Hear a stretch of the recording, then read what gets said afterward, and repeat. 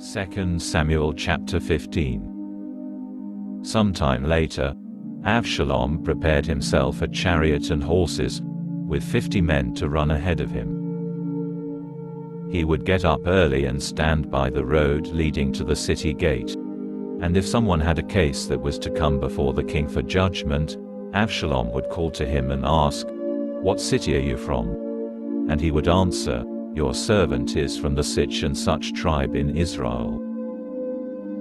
Absalom would say to him, "Look, your cause is good and just, but the king hasn't deputized anyone to hear your case."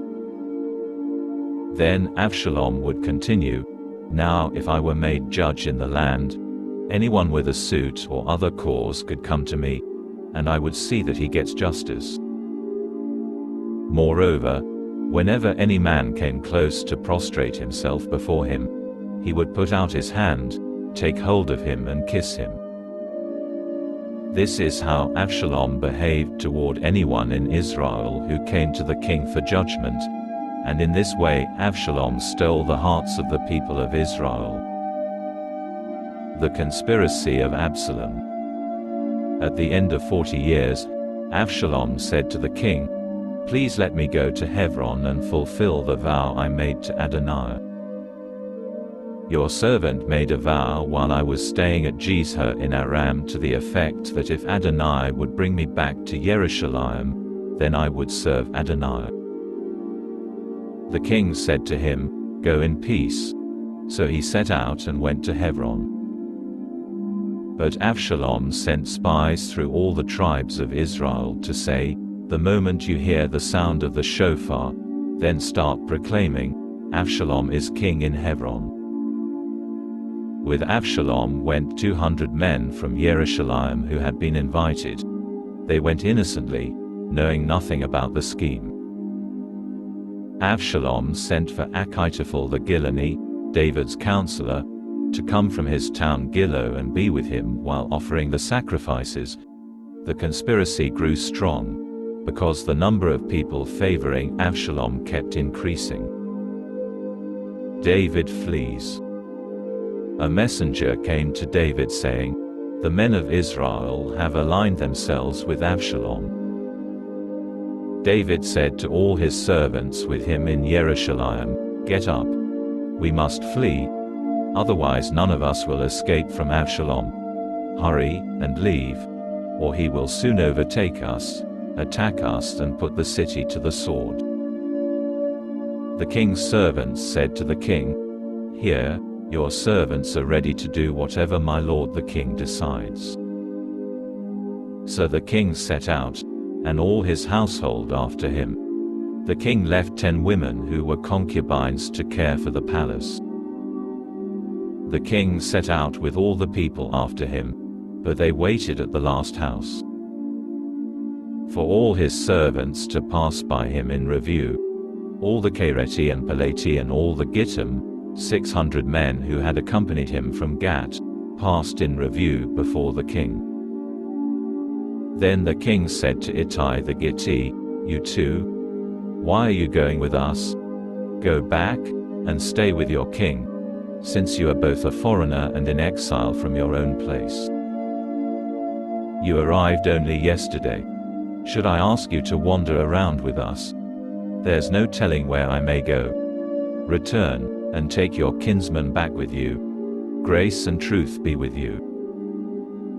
But Ittai answered the king, "As Adonai lives, and as my lord the king lives, wherever my lord the king may be, whether for death or for life, your servant will be there too." "Go, move along," said David to Ittai. And Ittai the Gitti moved on, accompanied by all his men and the little ones with him. The whole country wept and wailed as all the people left. When the king crossed Vadi Kidron, all the people crossed, too, heading toward the desert road. Zadok also came, accompanied by all the Leviim bearing the ark for the covenant of God. They set the ark of God down, but Eviatar went up until all the people had finished leaving the city. The king said to Zadok, carry the ark of God back into the city. If I find favor in Adonai's sight, he will bring me back and show me both it and the place where it is kept. But if he says, I am displeased with you, then, here I am, let him do to me whatever seems good to him.